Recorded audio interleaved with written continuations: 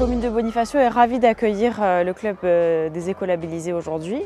C'est vraiment une preuve de l'engagement de Bonifacio sur cette démarche qui est déclenchée par l'ATC, l'ADEME, la CCI. D'ailleurs, c'est une belle synergie avec de belles preuves sur le terrain. Bonifacio est vraiment dans une démarche de tourisme durable depuis quelques années. C'est la politique de la commune. Plusieurs actions sont mises en place dans cette démarche pour arriver à avoir une destination vraiment d'excellence. Pour moi, aujourd'hui, l'excellence, ça passe aussi par des valeurs et des actions environnementales. Bonifacio, en dehors de l'accompagnement des établissements qui souhaitent s'éco-labelliser, je dirais, met en place plusieurs actions pour arriver à un tourisme un petit peu plus slow, un peu plus intelligent. On oriente vraiment sur une politique d'aile de saison avec l'organisation de gros événements sur ces périodes-là. Ça passe aussi par la mise en place de packages en partenariat avec l'ATC et aussi avec Petra Patrimoine sur des packages comme Destimate Plus ou Reboot Med qui nous aident à repenser l'offre et à vraiment créer des expériences au plus proche des locaux et de l'environnement. Une journée qui est devenue un rituel annuel, une journée qui sert à réunir physiquement les entreprises engagées dans la démarche, que ce soit celles qui portent le label ou que ce soit celles qui sont candidates au label.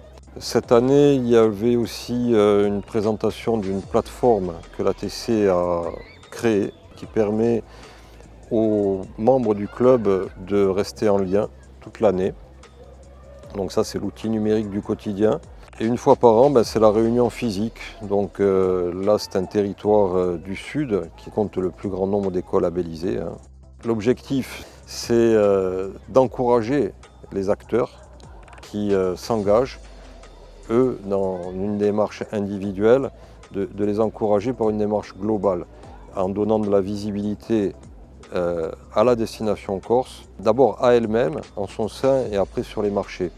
Et ça sera l'objet d'un atelier dans l'après-midi de ce club de l'écolabel où on commencera à parler d'un travail marketing sur la base des travaux individuels et collectifs en termes de transition écologique du tourisme. L'ATC a engagé une candidature sur un label de destination, Green Destinations. Si l'ATC parvient à faire valider cette candidature, nous serions la première île en Méditerranée à porter le label.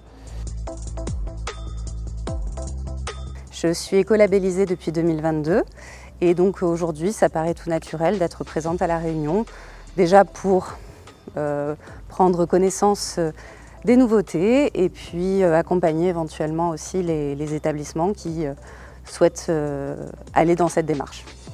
Les hôteliers ont tout intérêt à être dans cette démarche-là, déjà d'un parce que ça n'a rien de compliqué, mais quand on regarde un petit peu les critères et quand on s'y intéresse, les choses peuvent se mettre en place facilement. Après, voilà, il y a des acteurs comme l'ATC qui sont là pour nous soutenir, pour nous aider et autant en profiter.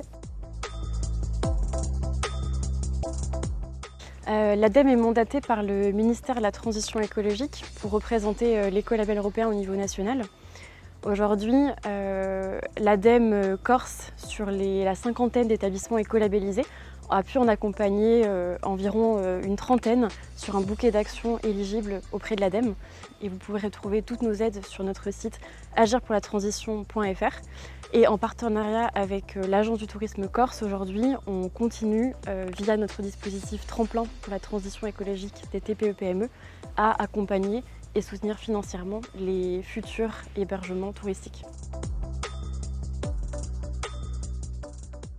L'AFNOR est mandatée par le ministère de la Transition écologique pour la certification écolabel européen sur le territoire français. Grâce aux actions qui sont menées par l'ATC pour la promotion mais aussi pour l'accompagnement des établissements, de nombreux hébergements ont décidé de s'engager, ce qui hissera prochainement la Corse en top 2 des régions françaises. Donc c'est très encourageant et grâce à toutes ces actions, ça permet de stimuler, de donner envie aux établissements d'y aller et de mettre en valeur votre territoire.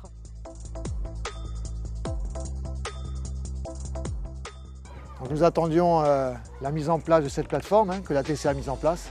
On a travaillé aujourd'hui sur un un système qui nous permettra d'appuyer un petit peu cette évolution au travers d'une petite plateforme intermédiaire qui permettra d'aller rechercher les informations.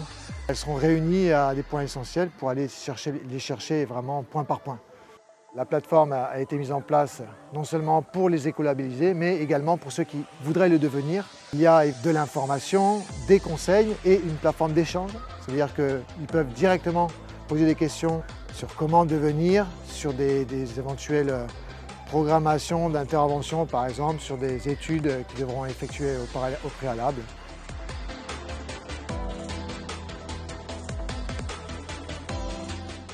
On a eu un engagement commun et une volonté d'entrepreneuriat pour créer un tout petit hôtel, juste 5 chambres. On a initié une démarche d'écolabellisation. C'est aussi dans notre ADN de vouloir un tourisme plus durable, offrir à nos hôtes une hospitalité qui ait du sens, qui est une rencontre avec nous, qui est un échange, qui est une prise de conscience aussi de respect de l'environnement, mettre en place des mesures qui vont aussi dans notre philosophie. Et c'est pour ça aussi qu'on est venu aujourd'hui, parce que ça nous a permis d'échanger avec les autres hôteliers qui ont déjà une expérience. On tient à saluer l'investissement de l'accompagnement de l'ATC, parce que sans les outils financiers, sans l'encadrement, on n'aurait jamais initié la démarche.